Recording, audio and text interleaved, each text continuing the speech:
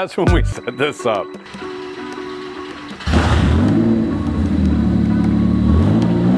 We need to get our Slantnose reliably running so that she's no longer or will never be a trailer queen.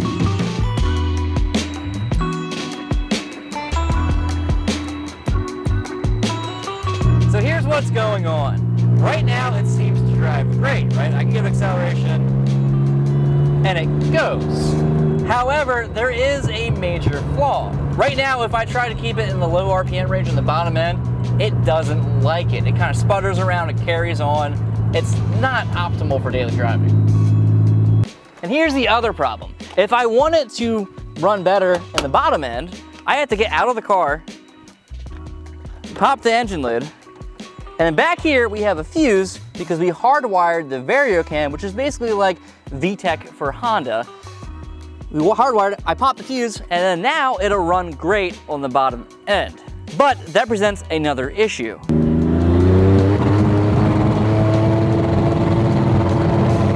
That's what happens when the fuse is out. The bottom end is buttery smooth, however, it's capped at like, I don't know, maybe like 4,000 RPM, it just dies. So I'm gonna put the fuse back in for the drive home.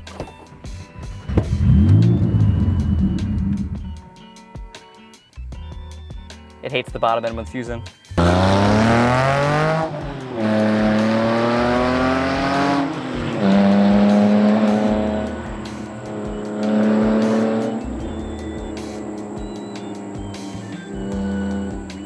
So if you're not familiar with this build, this is our Porsche Slantnose project. We did a complete rebody on the four corners of the car to make it look a little bit like a GT1 mixed with a 935 Slantnose. All steel construction, did custom bumpers, rear diffuser. So right now we're trying to tune the engine temporary inside of it until we can build up the GT3 Cup engine that we have currently sitting in our storage. Huh, the washer light came on. That's kind of weird. This way.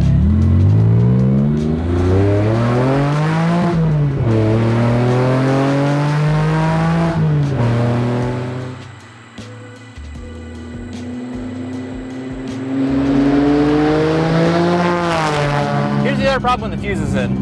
My D-cell, it is not happy. Look at it. This should not be happening. So that's the problem. Now it's time for the solution. We're using a Tech 3R ECU, and it's a little dated. And by dated, I mean we actually have to use a very specific version of Windows XP to even open the software to tune it. So of course, I don't have a laptop that has it installed specifically onto it. However, what I've been doing is running Windows XP on a VirtualBox through the computer that we normally use in the shop. And it works okay, but it can be a little cantankerous if it'll even boot up here. Hey! I have to reinstall Windows because my trial apparently ran out on an extremely outdated operating system. And I don't know if you can buy Windows XP anymore, so I can't actually physically go out and buy it. So I'm just gonna reinstall the old trial. So the way that this ECU is set up, I cannot actually pull the tune off of the ECU. Instead, I have to write a new tune onto it, which is a little frustrating. However, it's an older model that they've since changed that. So to begin, I was like, okay, well, I had actually found an old disc that has the previous tunes of the car on it, and I was like, okay. I ripped them onto a flash drive, which was a whole thing because I needed to find a laptop that actually had a CD drive in it. I went through all my flash drives. I cannot find the files. But external CD drive. This will get us into what we need to find. But there are more challenges ahead of us. Look at Boxster tune. Super descriptive. See if this thing works. Look at those guys. They look so happy watching the computer load in like the 1800s. Freaking peasants. Do the selling drivers make this thing work? I do not. There they are. That is the man. Yes. All right, let's make a folder here so I don't lose this stuff again. We don't have the current tune that is on the car. And I mentioned earlier that we cannot pull the tune out of the ECU that's on there currently because it's an outdated ECU. The more recent models, you could do that. correct? Right, yeah. I mean, this is like a 15-year-old model, and for whatever reason, we don't have the file for the tune that's on there right now. Which would be respectively called Boxer 6. Right, we have Boxer 1, 2, 3, 4, and 5 files, but yeah. So the major issue is we want to be able to enable the VariCam Plus and also potentially do some fan adjustments. Control, yeah, that would We don't be have fan nice. control right now. We're manually turning a fan on and off the switches. But we have to use the previous tune. So we use the previous tune, we're risking not having a running car anymore because we don't know if Boxer 5 works. I imagine it's close enough, but... I believe that it worked, but it was probably close to 15 years ago that we did this. 15 years ago? I think it was, yeah. The engines in the Slantnose now was tuned for a Boxer race car, correct? Yep. Yeah, which is why we have a Boxer tune, but yeah, so this is just like it's a called little Boxer stressful. tune. It's a 996 engine. I mean, that's, Yeah. we can call it whatever we want. We could call it, you know, LS tune, and it would... We should call it LS tune. No, we're not calling it LS tune. He said we could call it. Did he not say that? Well, theoretically. You don't. But yeah, you don't cross the streams. Fair enough. Bad. Fair enough. I need to get the serial cable that'll plug into this, into that, and then we'll see if it'll actually communicate. The serial cable. You know what I forgot to do also? We need to put a power Like, to the car still. I meant to do that and my wife called me and then I forgot completely for obvious reasons. Not so obvious. I'll go into that later.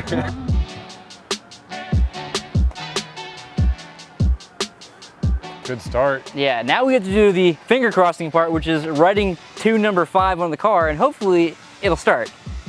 Yeah. If not, I'm sweating out in the sun for no reason. Boom. Hang it open. And then there it goes. Programming tech. Chip removed. Power chip removed. Power chip removed. I have no idea what's gonna happen here. I'm a little nervous.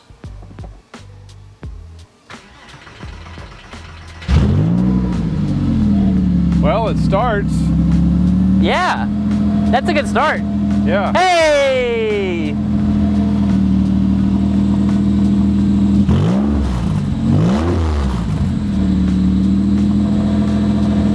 All right, well, we have baseline to work off now. Yeah. Now at least we have a file that we can edit and runs. Yeah. So it's worth noting, Tony, that I do have the idle is raised slightly. I actually have a nut on top of that threaded part because it wouldn't move. Okay. Just because when I had it on the VariCam mode with the chip in, it would just die unless the idle was raised. Yep. So if you want to lower that, just take the nut off. Okay. It's just there, so it gets and technically, we should be able to adjust the idle with the idle air control motor. Yes.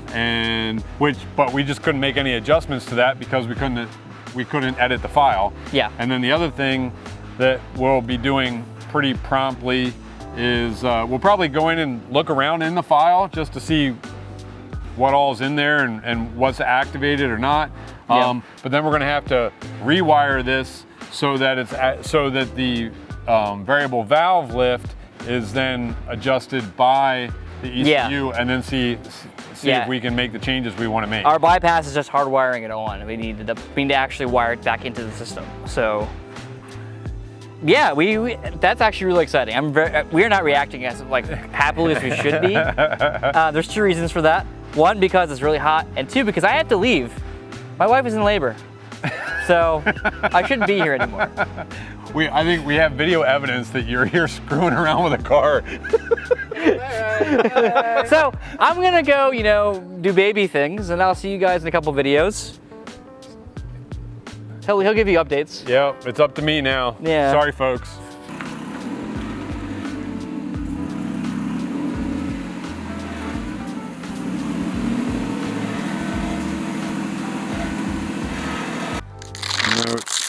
You know it's old. It's been in the cabinet for a while. Yeah, that's when we set this up. I couldn't even get the words out. That's when we set this up. There we go. So general purpose output number 2 was a variable valve lift. I called it VTEC because don't tell anybody I did that. Yeah, Porsche VTEC. Porsche VTEC, none of it sounds good. And then the intake runner was number 3. So, all right. So at least we know which one, if I hook that wire back up, we can see what's going. It looks like it should have been activating at 2700. It obviously was not.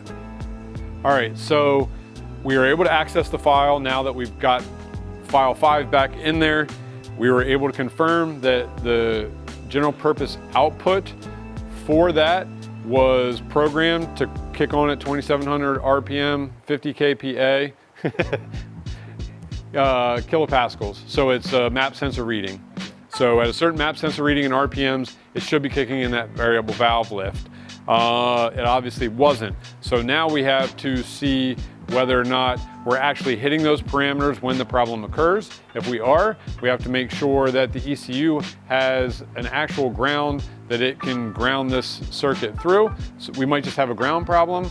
So those are things we have to look at next. Okay, so earlier we determined that the mechanical problem was that the valve lift wasn't engaging. To confirm that, we grounded the circuit that makes that all happen. That made the problem go away. So we know that the mechanical problem was indeed, we weren't getting the valve lift we needed when we needed it. So now we have to figure out why electrically that isn't happening. We got into the ECU, we can see that it's programmed that it should activate. We know from 15 years ago when we dynoed it, it was activating. So now we have to figure out why it's not, which it could be, right now I see one of 3 things. Either we have some wiring problem between the engine and the ECU that just isn't making connection. That could have happened when we went from dyno to boxer tube frame race car into here. Something got messed up in the wiring. Or we could have a problem that the ECU doesn't have the ground it needs, or the driver in the ECU is no longer able to ground it. It might be fried. So now we got to figure that out.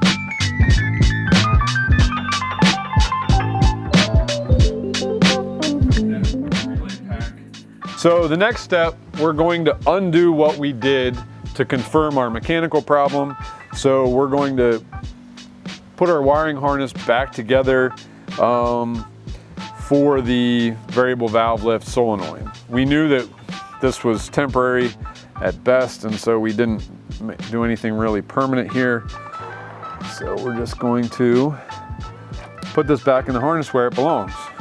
This is our terminal that belongs in the multi-pin connector, so we'll put it back in there and confirm contact and go from there. So we wired it back up. We haven't made any other repairs, but since we switched that file out, I just want to do a base run and see if anything changed. Maybe we fixed it already. That'd be nice.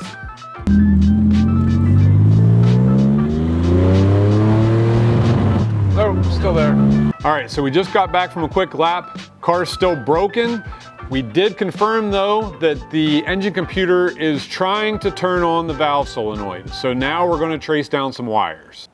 All right, Amos, fire it up.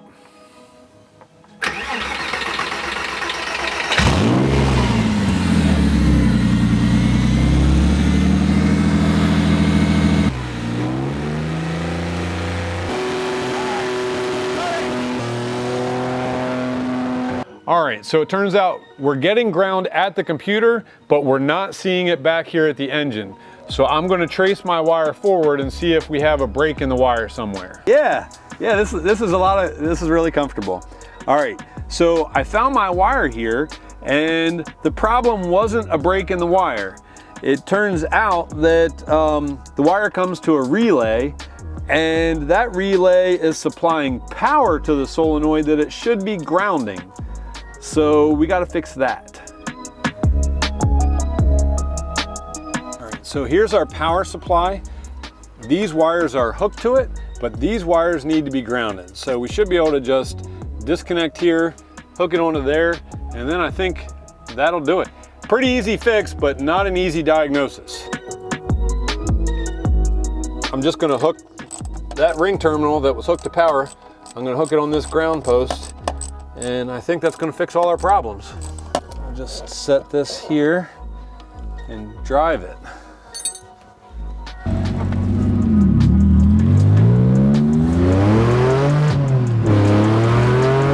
Yep, that did it.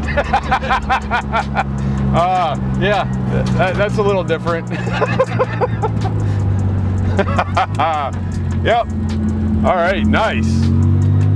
Now we just have to make the fixes a little more permanent.